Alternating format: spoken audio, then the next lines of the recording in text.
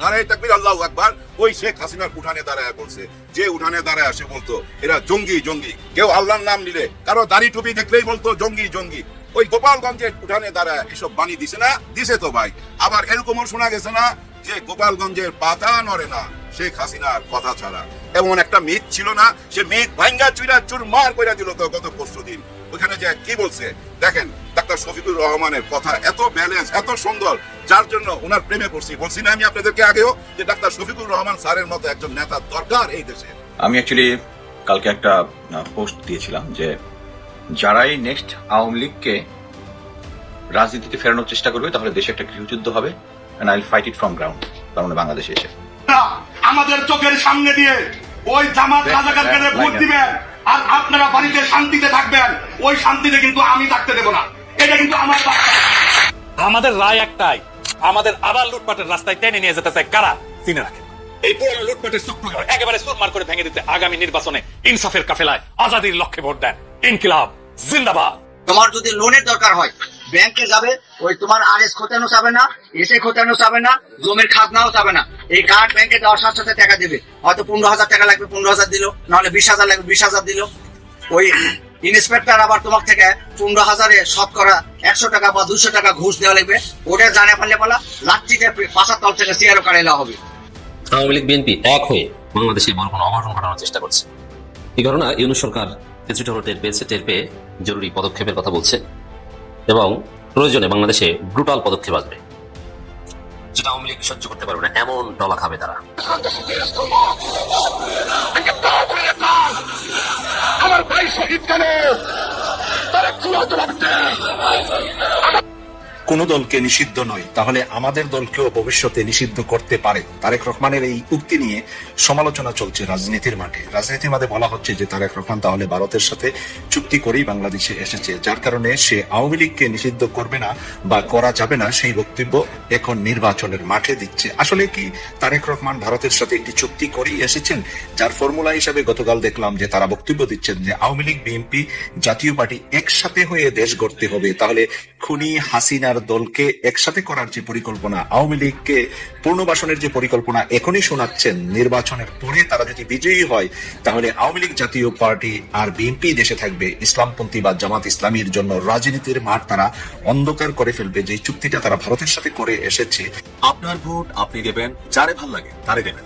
এখন আপনার মতের বিপরীতে হইলেই কেউ কারো প্রচারণা চালালে তাকে মারবেন, তাকে চাকরিচ্যুত করে দিবেন, এটা আসলে কেমন ধারণা?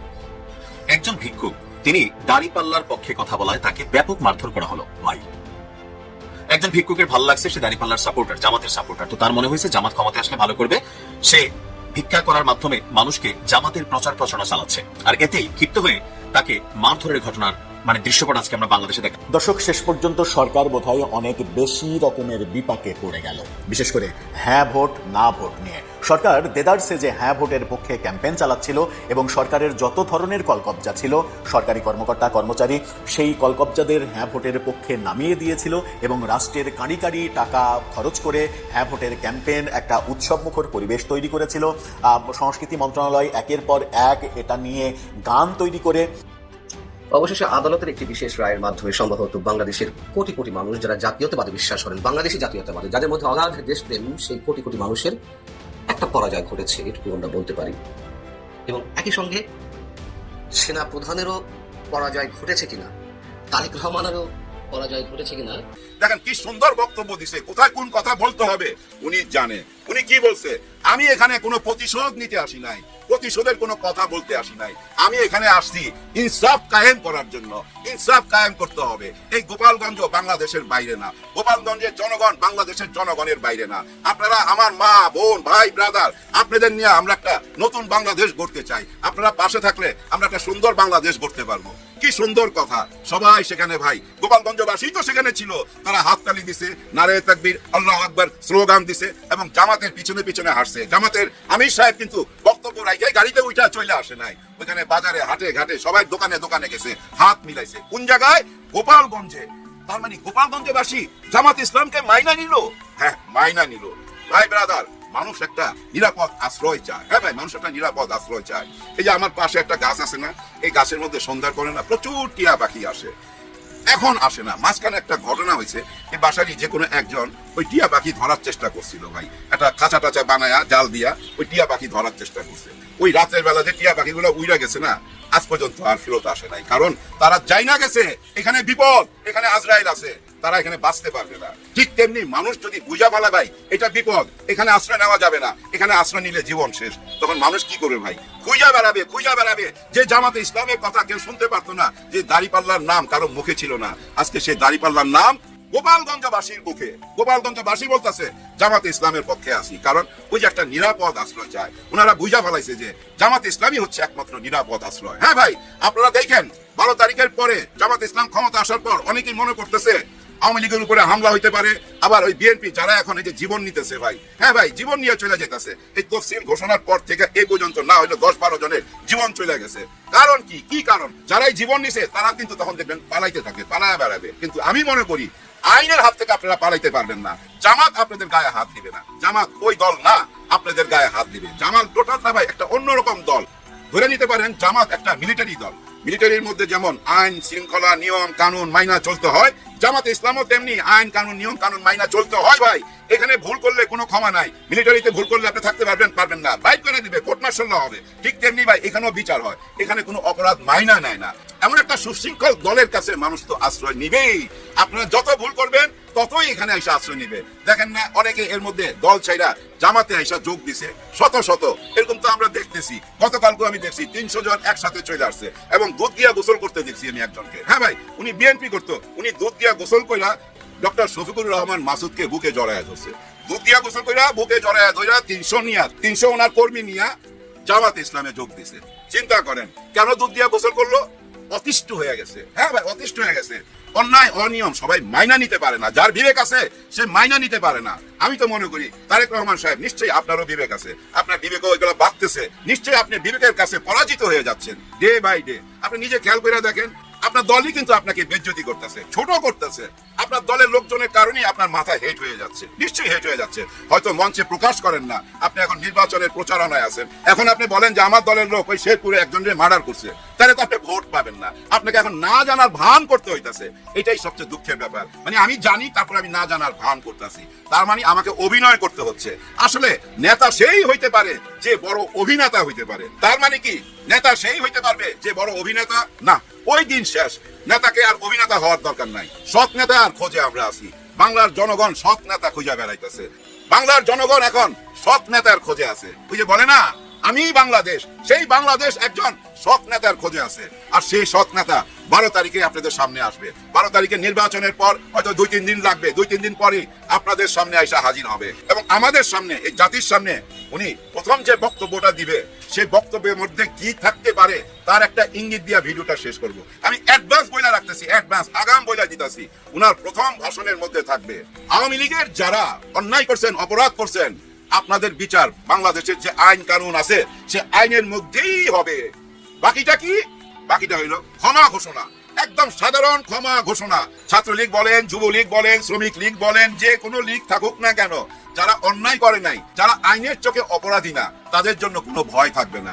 একেবারে টোটাল একটা ক্ষমা ঘোষণা করবে, পুরো দেশটাকে না একটা প্ল্যাটফর্মে আনতে হবে। আর ওই ক্ষমা ঘোষণার মধ্যে দিয়েই জামাতে ইসলামের যাত্রা শুরু হবে। হ্যাঁ ভাই, যাত্রা শুরু হবে। এর মানে কিন্তু আমি এটা বুঝাইতেছি না যে আওয়ামী লীগকে দিল্লি থেকে নিয়ে আসবে, না, ওরকম কিছু না। আওয়ামী লীগ দিল্লি থেকে আসবে কি আসবে না এটা জনগণ সিদ্ধান্ত নিবে, এবং বাংলাদেশে আওয়ামী লীগ নির্বাচন করতে পারবে কিনা, রাজনীতি করতে পারবে কিনা, এটাও ভাই জনগণ সিদ্ধান্ত নিবে। কিন্তু আমি আগাম বইলা গেলাম জামাতে ইসলাম সাধারণ ক্ষমা ঘোষণা করবে। সাধারণ ক্ষমা ঘোষণা না করলে এই দেশের মানুষের মধ্যে ভাই বিভাজন থাকা যাবে, একে অপরকে শত্রু মনে করবে। আমরা একে অপরের ভাই, আপনি আমার ভাই, আমি আপনার ভাই, আপনি আমার বোন, আপনি আমার মা। আমরা সবাই এই দৃষ্টিতে দেখতে হবে। এই যে নারীদের উপরে যারা হাত তুলতেছেন, নারীদেরকে যারা অপমান করতেছেন, ছোট করতেছেন, তারা টের পাবেন 12 তারিখে, তারা টের পাবেন। নারীদের শক্তি জানেন না, এই দেশের নারী ভোট সংখ্যা কত জানেন না, অর্ধেকের উপরে হবে নারী ভোট সংখ্যা।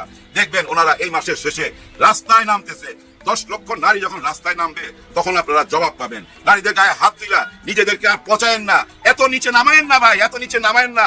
আপনারা হয়তো অনেকেই মনে করতেছেন ডর দেখাবেন, ভয় দেখাবেন, ভয় দেখায়া আটকায় রাখবেন, যেভাবে ডর ভয় দেখায়া আওয়ামী লীগ এই দেশ চালাইছিল। কিন্তু মাথায় রাখতে হবে তখন তাদের হাতে র্যাব ছিল, আর্মি ছিল, পুলিশ ছিল, চকিদার এবং তাদের হেলমেট বাহিনী সবাই ছিল, সঙ্গে ছিল ওই পার্শ্ববর্তী দেশের ক্ষমতা এবং র নামের একটা বিরাট এজেন্সির টোটাল সহযোগিতা।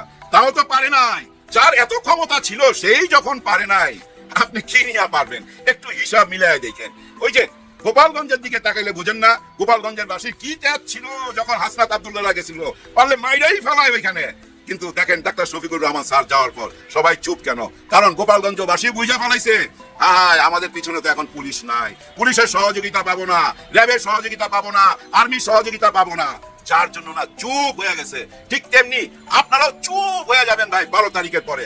আমি মনে করি এখনো সময় আছে ভাই, এখনো সময় আছে।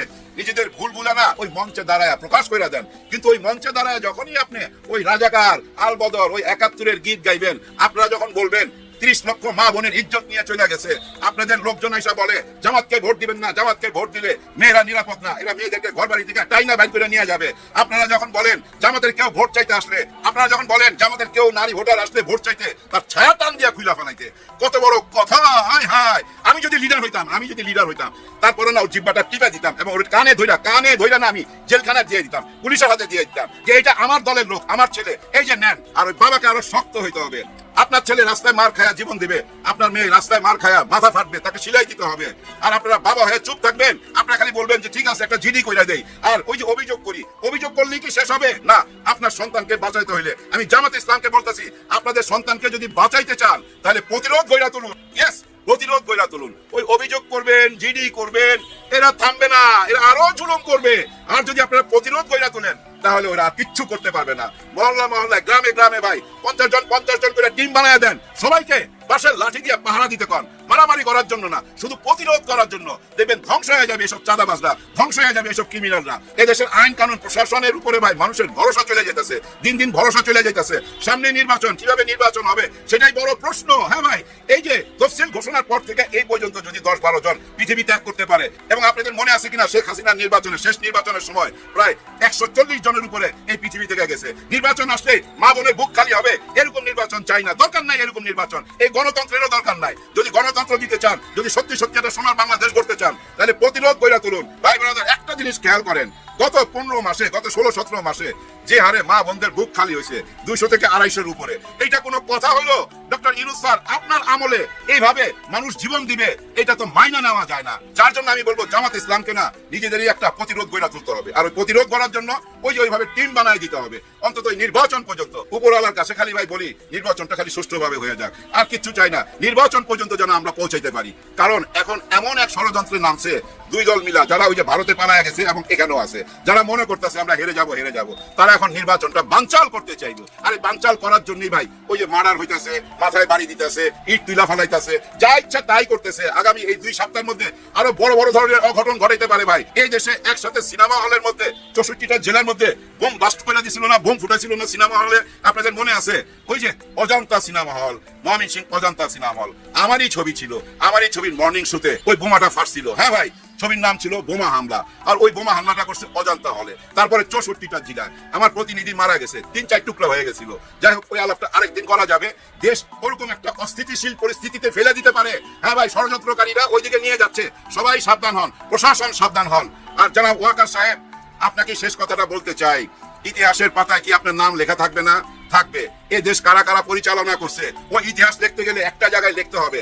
16-17 মাস আপনি ডক্টর ইউনূস স্যারের সাথে দেশ চালাইছেন এবং আপনার আমলে একটা নির্বাচন হয়েছে। আর এই নির্বাচনটা যদি সুন্দর করে দিতে পারেন, সমস্ত কলঙ্ক মুছা যাবে, আপনিও হবেন হিরো।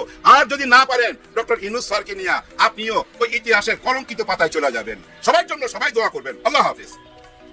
আমি অ্যাকচুয়ালি কালকে একটা পোস্ট দিয়েছিলাম যে যারাই নেক্সট আওয়ামী লীগকে রাজনীতিতে ফেরানোর চেষ্টা করবে তাহলে দেশে একটা গৃহযুদ্ধ হবে, and I will fight it from ground.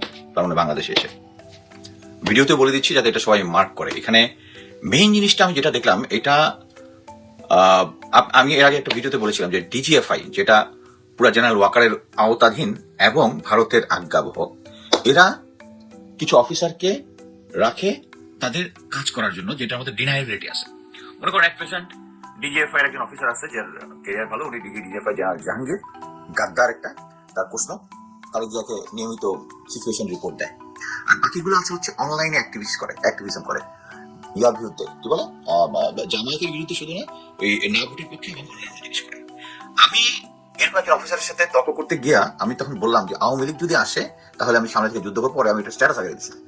But আমি যেহেতু কোন স্ট্যাটাসে কোন তথ্যে ওই বট বাহিনী বেশি রিয়েক্ট করে ওইটা সবসময় অ্যানালাইজের মধ্যে রাখি। এইটাতে বট বাহিনী এবং আওয়ামী যারা আছে তাদের যে রিয়েকশন দেখলাম, এর মানে একটাই হচ্ছে, এটা মেইন কাহিনী হচ্ছে তারা বলতে চাচ্ছে জামাত এরকম লক্ষ লক্ষ মানুষ হত্যা করছে, করছে, অতএব জামাতকে তাড়াইতে হবে, জামাতের বিরুদ্ধে গৃহযুদ্ধ করতে হবে দরকার হলে।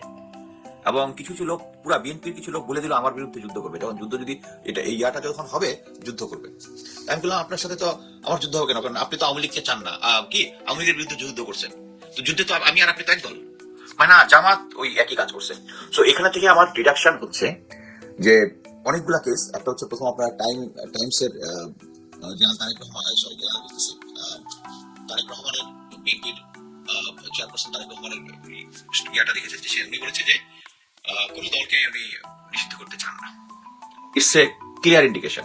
At the same time general Singh একজন, যার আমি ভিডিও শেয়ার করেছি, আজকে দেখলাম, আমি 2-3 দিন আগে করেছি, আজকে দেখলাম পিনাকিও তার ভিডিওটা দেখেছে। সেটা হচ্ছে বর্তমানে তারেক রহমান দেশে এসেই বলছে পিন্ডিনা হিন্দুস্তান না বাংলাদেশ, বাট এটা পরবর্তীতে হয়ে যাবে শুধু হিন্দুস্তান আমাদের সাথে আছে। এবং গ্রাউন্ড লেভেলে বিএনপির যে না ভোটের ক্যাম্পেইন দেখতেছি, দেখতেছে না ভোটের campaign. At the same time গতকালকে আল জাজিরার একটা রিপোর্ট দেখলাম যেখানে শেখ হাসিনা বলতেছে যে তারা ভোট বয়কটের ডাক দিবে। বাট অনগ্রাউন্ডে এটার কারণ আমি একটাই বলবো যে তারাও কনফার্ম হয়ে গেছে যে অ্যাকচুয়ালি বিএনপির যে একটার পর একটা ভুল হচ্ছে তাতে তার ভোট দিন দিন কমতেছে, অতএব এখন ভোট বর্জনের ডাক দিতেছে। বাট আমি শিওর যে সবাই যে ওই গল্পটা বলে যে কি বলে আওয়ামী লীগের 30%, 35%, এখন এটা শুনি নাকি 50% ভোট আছে, তারপর তারা এই যে গত এর আগের 3টা ভোটের মধ্যে তারা ভোট দিয়ে করতে সাহস পায়নি। বাট আমি শুধু এখানে বলবো একটা এইম, সেটা হচ্ছে আওয়ামী লীগকে দেশে ফেরত আনতে এনে রাজনীতি করতে দেওয়া যাবে না। দেশে প্রথমবারের মতো যখন শেখ মুজিব বাকশাল তৈরি করেছিল, গণতন্ত্র হত্যা করেছিল, সেটাকে জেনারেল জিয়া অ্যালাউ করেছিলেন তাকে আবার রাজনীতি করার কিছুদিনের মধ্যে উনি শহীদ শাহাদাত বরণ করেছেন, এবং এটার পিছনে যে তাদের হাত আছে এটা আমরা এখন সবাই জানি।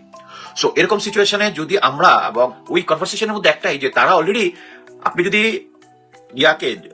আওয়ামী লীগকে অ্যালাউ করেন রাজনীতি করতে, যেদিন অ্যালাউ করবে ওই দিন 1 সপ্তাহের মধ্যে জাতিকে বুঝাই ফেলবে যে যারা এই ছিল ওই 24 আগস্ট আন্দোলনে যারা ছিল এরা সবাই ছিল সন্ত্রাসী, এরা সবাই ছিল জঙ্গি, এবং এরা কত নাকি হাজার হাজার পুলিশ হত্যা করে ফেলছে, এটা বুঝাই ফেলবে সবাইকে। সো তাদের এখন টাকা আছে, আছে, কিন্তু এখন আমাদের জাতি হিসেবে কাজ কি, আমি এটাতে সিরিয়াস, এবং আপনাদের এটা সিরিয়াস হওয়া উচিত যে ইন কমন টার্মস যে আমাদের রাজনৈতিক বিভাজন থাকতে পারে। আমি দেখেছি যে আমার সাথে যারা অনেক ছিল তারা এখন আমার জিজ্ঞেস করে আমি জামাত থেকে কত টাকা হয়েছে, আমি ভাই কোনো কিছু টাকা পয়সা পাইনি। এই যে একজন লেখছে প্রতিদিনই আমার এখানে এসে বিভিন্ন উস্কানিমূলক কথাবার্তা বলে, সেটা হচ্ছে একটা টার্ম, আওয়ামী লীগের প্রশ্নে কোনো ছাড় দেওয়া যাবে না, আওয়ামী লীগের প্রশ্নে কোনো ছাড় দেওয়া যাবে না। আওয়ামী লীগকে যদি আপনি দেশে রাজনীতি করতে, এখানে কোনো সুশীলতা করলে হবে না। নাজি বাহিনী, জার্মানির নাজি বাহিনীকে কেউ সুশীল হয়ে তাদেরকে আবার সেই একই দল করতে দেয় নাই জার্মান জাতি। আমরা এবং এটাতে বিএনপির সবচেয়ে বড় শিক্ষা, প্রেসিডেন্ট জিয়াউর রহমান হত্যা হয়েছে, এবং সেই বিএনপি এখন তাদেরকে আনার জন্য গ্রাসরুট লেভেল থেকে শুরু করে সবাই কাজ করতেছে। এখন আমাদের যেটা কাজ হবে, বিএনপি অলরেডি বুঝে গেছে যে তাদের যে বর্তমান যে সিচুয়েশন আছে, আমি অ্যাকচুয়ালি আর কোনো রাজনীতি করবো না, আমি নিজে 11 জন আছে জামাতে, সেখানে ভোট দিয়েছি, ভোট দিয়েছি, এবং আপনাদেরকে বলবো যে বাংলাদেশে এখন যেটা করতে হবে, জামাত এইবার ইলেকশনে জিতবে, এটা আমি কনফার্ম, কিন্তু ওভারঅল আপনাদের সবাইকে একটা জিনিস করতে হবে, সেটা হচ্ছে এই বিএনপি আওয়ামী লীগ এরা এখন এক হয়ে গেছে। আপনি দেখেন এই যে শেরপুরের যে ইনসিডেন্টটা হয়েছে, শেরপুরের ইনসিডেন্টের উপর কি বিএনপি তাদের কমিটি বিলুপ্ত করে দিচ্ছে। আপনি দেখবেন এর আগে অনেকবার করছে, আবার এসে 3 মাস পরে দেখা যাবে তাদেরকে আবার দলে নিয়ে নিচ্ছে। সো এখানে আপনারা সবাই জিনিসটা দেখেছেন, এবং তারা যখন শেরপুর জামাতের একজন থানা লেভেলের সেক্রেটারি যখন মারা গেছে, তখন কিছুক্ষণ পর তারা একটা কাউন্টার দিলেন, তাদের একজন মারা গেছে বলে দেশের লাইভে এসে বলছে, এবং তারা নাকি আবার থেকে খারিজ করা গেছে। সো আমাদেরকে যে জিনিসটা করতে হবে, বিএনপি অলরেডি, আমি আজকে আরেকটা জিনিস আমি বলি যে আমি ভাইদের নাম দিয়ে যে নামটা বিএনপি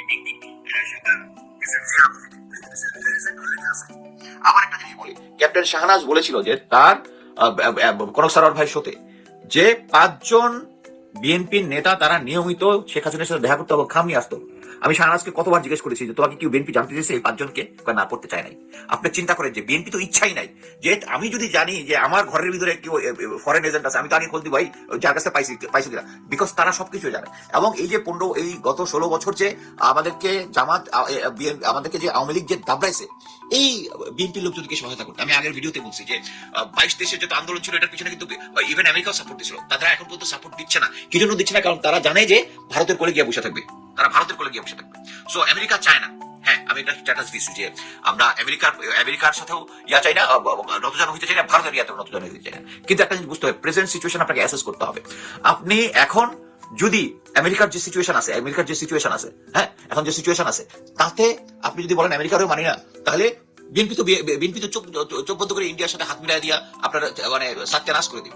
সো প্রেজেন্ট সিচুয়েশনে আমার কথা হচ্ছে একটাই, আমি বলবো ম্যাডাম খালেদা জিয়া যেটা বলেছিল যে আমাদের বন্ধু আছে, কোনো আমরা কারো গোলাম না, এই ধরনের একটা কথা যেটা বলেছিলেন আর কি, সেম জিনিস আমেরিকাকে আমাকে বন্ধু নিতে কোনো সমস্যা এই প্রেজেন্ট সিচুয়েশনে নাই। আমরা রাজনৈতিক প্রেক্ষাপটে আমাদের যখনই যেটা সুবিধা ওইটার আমরা নিব। এবং আমি মনে করি জামাতের এই স্ট্যান্ড অ্যাবসলিউটলি 100% ঠিক আছে। এই কারণেই, কারণ আমেরিকা এখন চাচ্ছে একটা ফেয়ার নির্বাচন হোক, আমরা সবাই চাচ্ছি একটা ফেয়ার নির্বাচন হোক, সবাই। এবং একমাত্র বিএনপি চাচ্ছে না একটা ফেয়ার নির্বাচন হোক, আমাদেরকে একটা ফেয়ার নির্বাচন। এবং আমি কনফিডেন্ট যে সেনাবাহিনী, একটা বাংলাদেশ সেনাবাহিনী বর্তমান যে সিচুয়েশন আছে, যে গ্রাউন্ড লেভেলে যারা অফিসার আছে, যারা সৈনিক আছে, তারা সবাই চায় যে সেনাবাহিনীর যে দুর্নাম যেটা হয়েছে শেখ হাসিনার সাথে থেকে, তাদের জেনারেলরা যাদেরকে এখনো জেনারেল ওয়াকার সেভ করার চেষ্টা করতেছে, এই বর্তমান পরিস্থিতিতে আমরা একটা ফেয়ার নির্বাচন সেনাবাহিনী আমাদেরকে দিবে, আমি কনফার্ম। এবং কয়েকদিন আগে আরেকটা স্ট্যাটাস শেয়ার করেছি যে প্রশাসনের মধ্যে 2 ভাগ হয়ে গেছে, এক পার্টি বিএনপি আর পার্টি। আপনি একটা জিনিস মনে রাখবেন, বিএনপি এবং জামাতে যে পার্টি হোক, 2 পার্টি হচ্ছে সুবিধা হবে, কারণ তারা হচ্ছে সামনে হালুয়া রুটি খাবে তখন। সো এই মুহূর্তে এটা একটা সুবিধা জিনিস হচ্ছে, কোনো প্রশাসনের লোকজন একচেটিয়া ভাবে বিএনপিকে সাপোর্ট করতে পারবে না, জামাতকে সাপোর্ট করতে পারবে না। আর আর্মির কথা আপনি শিওর থাকেন যে তারা নির্বাচনের দিন কোন দলকে করবে না। সো আপনারা দাড়ি পাল্লায় ভোট দেন বাংলাদেশকে সেভ করার জন্য, অন্য কোনো কিছু না, বাংলাদেশকে সেভ করার জন্য। আমরা শেখ হাসিনা এবং আওয়ামী লীগ কাউকে বাংলাদেশে এলাও করবো না, রাজনীতি করার জন্য এলাও করবো না। তারা চুপচাপ থাকুক, ঠিক আছে। কিন্তু আমার এই যে একটা পোস্ট দিয়েছি যে যদি দরকার হয় দেশে এসে যুদ্ধ করবো, গৃহযুদ্ধ হবে, আওয়ামী লীগকে আসতে দেওয়া যাবে না, এটাই তাদের রিয়েকশন কনফার্ম করতেছে। এবং বিএনপির লোকজন এটার পক্ষে যাচ্ছে। এবং ডিজিএফআই যারা মিলিটারি অফিসার কয়েকজন আছে, যারা জেনারেল জাহাঙ্গীর, জেনারেল ওয়াকারের কথায় ভারতের আদেশে কাজ করতেছে, যে সমস্ত, তাদের একটাই কথা যে জামাতও গণহত্যা করেছে। এখন গণহত্যা করেছে পাকিস্তানি বাহিনী, ওইটা না, এখন জামাত এই জিনিসটা করেছে। সো এই সমস্ত আওয়ামী লীগের পচা প্রোপাগান্ডা বাংলাদেশে কেউ খাবে না। আপনারা সবাই জামাতে ইসলামে যে জোটটা আছে বাংলাদেশের জন্য, আওয়ামী লীগকে নিশ্চিহ্ন করার জন্য, বাংলাদেশে জাস্টিস ফিরিয়ে আনার জন্য, হাদির বিচার চাওয়ার জন্য, 57 জন অফিসার যারা আছে তাদের বিচার করার জন্য। এবং এই সেনাবাহিনীতে যারা এই যে 626 জনকে পালিয়ে যেতে সাহায্য করেছে, যারা এখন এটা প্রমাণ যে সেনাবাহিনী জেনারেল ওয়াকার, মেজর সাদেককে আওয়ামী লীগকে ঢাকার মতো জায়গায় ট্রেনিং দিতে সাহায্য করেছে 198 জ্যেষ্ঠ থেকে, এই সবকিছুর বিচার হইতে হবে। বিচার হইতে হইলে আপনাকে দাঁড়িপাল্লায় ভোট দিতে হবে। ইনকলাব জিন্দাবাদ। ইন্ডাস্ট্রির ব্যাপার হলো, জোট তৈরি হয়, জোট ভেঙে যায়। কেন ভেঙে যায়? গণমাধ্যমে যে খবরগুলো দেওয়া হয় প্রকৃত খবর কি সেটাই? নেপথ্যে নাকি আরো অনেক খবর আছে। বিএনপি তার রাজনীতিতে সবচেয়ে বড় ভুল করছে কেউ কেউ, আবার জামাত শিবিরে সবচেয়ে বেশি চাউর। আগামীর 12 ফেব্রুয়ারি নির্বাচনে ক্ষমতা আসতে যাচ্ছে জামাত ইসলাম। এই যুক্তিগুলো, তর্কগুলো চলছে এবং চরমোনাইকে নিয়ে সবচেয়ে বেশি আলোচনা হয়েছে। চরমোনাই আওয়ামী লীগের ফাঁদে পা দিয়েছে। সংক্ষিপ্ত সময় এটার বিস্তারিত তুলে ধরার চেষ্টা করি। সবচেয়ে গুরুত্বপূর্ণ যে খবরটি দিয়ে শুরু করতে চাই সেটি হলো, অ্যাসাম্পশন থাকবে, আলোচনা থাকবে, মতামত থাকবে, ইন্টেলিজেন্স তথ্য থাকবে, ওপেন সোর্স ইন্টেলিজেন্সের তথ্য থাকবে, বাস্তবের রাজনীতির সাথে অনেক মিল থাকবে, কিন্তু প্রতি মুহূর্তে এগুলোর পরিবর্তন ঘটবে। যেমন ধরুন, বাংলাদেশের অন্যতম একটি জনপ্রিয় ইসলামিক রাজনৈতিক দল ইসলামী আন্দোলন বাংলাদেশ। আমরা যাদেরকে চিনি, চরমোনাইয়ের আমাদের দিনী ভাইয়েরা, আমার কলিজার ভাই, আমার সাথে তাদের ভালো সম্পর্ক আছে, তাদেরকে আমি ভালোবাসি। প্রতিটা ইসলামী দলকে আমি ভালোবাসি। বাংলাদেশের যারা যাদেরকে ইসলামিক ব্যক্তিত্ব আমরা বলি, দিনের খেদমত করেন। প্রশ্ন হলো, রাজনৈতিকভাবে বাংলাদেশ ইসলামিক ক্ষেত্রে কতটুকু উন্নত করেছে? চরমোনাই এবং জামাত ইসলাম যখন একটি ভোটের বাক্স করার প্রত্যয় নিল, তখন নানান ভাবে আমরা খুশি হয়েছিলাম যে এবার বাংলাদেশে ইসলামী ভাবাপন্ন সবাই একমত হবে, জোট হবে, একটি পথে এগোবে। আমি যে দলটাই পছন্দ করি না কেন, আমার চেষ্টা সবসময় সত্যের পক্ষের লোকেরা এক হোক। যেমন আমি চাই ইরান, তুরস্ক, পাকিস্তান, সৌদি, মানে এই যে মুসলিম শক্তি এক হোক, স্বার্থের ভিন্নতা থাকলেও আমরা এই এক হতে বলি কেন? যাতে করে শত্রুরা দুর্বল হয়, আমরা শক্তিশালী হই। বাংলাদেশের ইসলামী দলগুলো এক হলে ইসলাম বিজয়ী হবে, শক্তিশালী হবে। এটা হলো মূল লক্ষ্য। রাজনৈতিক ইসলাম আর দিনের ইসলাম এটাকে আমরা আলাদা করি না কখনো। ইসলাম একটাই, আল্লাহ মনোনীত যেটা। তো আমি আমার এর আগের চ্যানেলের খবরগুলো আপনাদের বলেছিলাম যে চরমোনাই এবং আরো কয়েকটি দলকে জামাত জোট থেকে বের করে নেওয়ার জন্য আমাদের ইন্টেলিজেন্স এবং ভারতীয় ইন্টেলিজেন্স কাজ করছে একসাথে। অনেকেই আমার কথাটা খুশি বলে নিতে পারেনি এবং দেখেছি কয়েকদিনের মধ্যে সেটাই ঘটেছে। আজকে কিছু তথ্য দিই। চরমোনাই জামাত থেকে বের হয়ে গেল কেন? এর উত্তরটা একটু মন দিয়ে শুনবেন। আমার চরমোনাইয়ের গুরুত্বপূর্ণ ব্যক্তিদের সাথে যোগাযোগ আছে। সাংবাদিকতার জন্য সব দলই আমাদের যোগাযোগ থাকে। আমরা যে কথাগুলো বলি অনেকে থেকে তথ্য নিয়ে বলি। ধরেন চরমোনাইয়ের বক্তব্য নেই, জামাতের বক্তব্য নেই, বিএনপির বক্তব্য নেই, তাদের মতামত নিয়ে আমরা একটা অ্যাসাম্পশন তৈরি করে আপনাদের খবরটা দেওয়ার চেষ্টা করি। আমার গত কয়েকদিন ধরে রাষ্ট্রের কয়েকজন গুরুত্বপূর্ণ ইন্টেলিজেন্সের অফিসারের সাথে কথা হয়েছে। তাদেরকে আমি বলেছিলাম যে চরমোনাই জামাত ছাড়লো কেন। তাদের যে মতামতগুলো, যারা আমাদের দেশের রাষ্ট্রীয় গোয়েন্দা বাহিনীর লোক, তারা বলছেন যে চরমোনাই একটা ট্র্যাপে পড়ে গেছে। প্রথমে চরমোনাই জামাতের সাথে একটা বাক্স করার পজিটিভ থিং নিয়ে চরমোনাই মূলত এসেছিল। এরপর চরমোনাইয়ের উপর ব্যাপক চাপ তৈরি করেছিল কয়েকটি বাহিনী গোপনে, যে তোমরা জামাতের জোট ছাড়তে হবে, যদি না ছাড়ো তোমরা বিপদে পড়বে। কিরকম বিপদ? তোমরা যে বিগত 15 বছর আওয়ামী লীগের সাথে শরিক হয়ে, মানে পরশরিক, প্রকাশ্যে শরিকটা কাজ করেছো, আওয়ামী লীগ তোমাদের বেনিফিট দিয়েছে, আওয়ামী লীগ সুবিধা দিয়েছে, অর্থ দিয়েছে, ব্লা ব্লা ব্লা ব্লা, বা ইন্টেলিজেন্সের কাছ থেকে তোমরা অর্থ পেয়েছো, আর তোমরা যে মাদ্রাসা চালাও, বিভিন্ন প্রতিষ্ঠান চালাও, অনুদান পেয়েছো যেখানে স্বচ্ছতা নাই, হিসেব নেই, আমরা এগুলো হিসাব চেয়ে বসবো। তখন তোমরা ফাঁদে পড়ে যাবো, অর্থনৈতিকভাবে বিশাল ক্ষতির মুখে পড়বে। অর্থাৎ যখন জামাত জোটে চরমোনাই আসতে চেয়েছে, তখন জামাতকে দুর্বল করার জন্য, চরমোনাইকে বের করার জন্য চরমোনাইকে এইভাবে চাপ দিল। এখন তথ্য সঠিক, বিগত 16 বছর 15 বছর বিএনপি এবং জামাতকে হাসিনা কোণঠাসা করলেও, হেফাজতকেও কোণঠাসা করলেও একটি দলকে কোণঠাসা করেনি, তার নাম ইসলামী আন্দোলন বাংলাদেশ। আবার যখনই প্রয়োজন হয়েছে বিশ্বের কাছে বাংলাদেশকে জঙ্গি দেখাতে হবে, তখন কি করতে হবে? দাড়ি, টুপি, পাগলি, বড় পাঞ্জাবির রাস্তা নামাইতে হবে, বিশ্বকে দেখাতে হবে বাংলাদেশে মৌলবাদের উত্তর। তখনই কোনো না কোনোভাবে আমাদের গোয়েন্দা বাহিনী, এই এনএসআই, ডিজিএফআই সরকারের পরামর্শ নিয়ে চরমোনাইয়ের সামনে মূলা তুলে দিত। তো চরমোনাই তো সব মানুষ এগুলো জানবে না, জানবে টপ কিছু ব্যক্তিরা, এমন কিছু কাজ করবে, আবার চরমোনাইকে দিয়ে বা বিভিন্ন ইসলামিক ব্যক্তিদেরকে ফুসলিয়ে পাঠানো হবে। যেমন নরেন্দ্র মোদী আসার আগে কি ঘটেছিল বাংলাদেশে, এরপর আমরা দেখলাম মামুনুল হক গ্রেপ্তার, দীর্ঘদিন তার উপর নির্যাতন। এই জিনিসগুলো আমাদের এজেন্সি করে থাকে। আপনারা যারা মোটামুটি রাজনীতির খবর রাখেন তারা বুঝবেন, আর যারা একটু বেশি বোঝেন তাদেরকে বোঝাতে পারবো না। এরকম অনেকগুলো কারণে চরমোনাই বিশেষ এজেন্সির কাছে তার ধরা খাওয়া ছিল। এরপরে যখন চরমোনাই সাথে জামাতের কোয়ালিশন খুব স্ট্রংলি চলছিল, তারা একটা ভোটের বাক্সে নির্বাচন করবে, এবং জামাতের বেশ কয়েকজন নেতা বলছিল, চরমোনাই তারা বলছে যে আসন নিয়ে আমাদের কোনো সমস্যা হবে না, আমরা মিলজিল করে নেবো, যেখানে আমাদের প্রার্থী জিতবে, যেখানে আপনার প্রার্থী জিতবে, আমরা একটা আন্ডারস্ট্যান্ডিং করে নেব। কিন্তু পরক্ষণে যেটা হলো, শেষের দিকে এজেন্সির চাপ বাড়লো, আর চরমোনাই পড়ে গেল আওয়ামী লীগের ফাঁদে। আওয়ামী লীগ চরমোনাইকে বললো যে তোমরা জামাত জোটে যেও না, মন দিয়ে শুনবেন, তোমরা জাতীয় পার্টিকে নিয়ে আলাদা একটা জোট করো। অর্থাৎ আওয়ামী লীগের যত ভোট আছে এই এবং জাতীয় পার্টির যত ভোট আছে আর চরমোনাইয়ের যত ভোট আছে, সব পাবে চরমোনাই এবং জাতীয় পার্টি। বিষয়টা হলো, আওয়ামী লীগ তো নির্বাচন করতে পারবে না, তাহলে কি হবে? জাতীয় পার্টি সব জায়গায় প্রার্থীদের বিজয় লাভ করবে না, তাহলে চরমোনাই জাতীয় পার্টি একটা কোয়ালিশন করবে, সেই কোয়ালিশনে সকল আওয়ামী লীগের ভোটগুলো এখানে যুক্ত হবে, এবং এর মাধ্যমে আওয়ামী লীগ পার্লামেন্টে একটা ভালো সংখ্যক আইন প্রণেতা পাঠাবে, যারা আগামী দিন আওয়ামী লীগের জন্য প্রেসার তৈরি করবে। যেহেতু আওয়ামী লীগ নিষিদ্ধ এইভাবে না, সাময়িক একটা সরকারি আদেশে। তো চরমোনাই মনে করলো এটা তো ভালো, আওয়ামী লীগের তো বিশাল ভোট ব্যাংক আছে বাংলাদেশে, বিএনপির পরেই আওয়ামী লীগ, আওয়ামী লীগের পরেই জামাতের তো ভোট ব্যাংক খুব বেশি বড় না। তো আওয়ামী লীগের বিশাল ভোট যদি চরমোনাই জাতীয় পার্টির পক্ষে আসে, জাতীয় পার্টি আর আওয়ামী লীগ চরমোনাই মিলে এসে তারা 300 আসনে প্রার্থী দিলে তো অনেক আসন পেয়ে যাবে। চরমোনাই জামাতের কাছ থেকে বা জোট থেকে বেরিয়ে আসার জন্য এমন আসন চেয়ে বসলো যেটা জামাত মানতে পারলো না। অর্থাৎ আমি তোমার জোটে থাকবো না, তাহলে কি করতে হবে? এমন একটা দাবি করতে হবে যেটাকে মেনে নেওয়া সম্ভব না। ছোট প্রশ্ন, যে বিএনপির সাথে 1.5 যুগ জামাত জোটে ছিল, হাজার হাজার কর্মী প্রাণ গেছে শুধু বিএনপির জোট রক্ষা করতে গিয়ে আওয়ামী লীগের গ্রাসে পড়ে। সেই জামাতকে বিএনপি 20টার অধিক আসন দেয় নাই, প্রথম সারি 7টা পিটার ফাঁসি হয়ে গেল, তারপরেও বিএনপি জামাতকে 20টার আসন বেশি দেয় নাই। তো এই চরমোনাই জামাতের কাছ থেকে 100-150 আসন চায় কিভাবে? প্রশ্ন করেন, যারা বাংলাদেশের পার্লামেন্টে কখনো একটি আসন লাভ করেনি। জামাত তো 18টা আসন পেয়েছে, সরকারের গেছে, মন্ত্রী পেয়েছে, এবং বাংলাদেশের বড় দল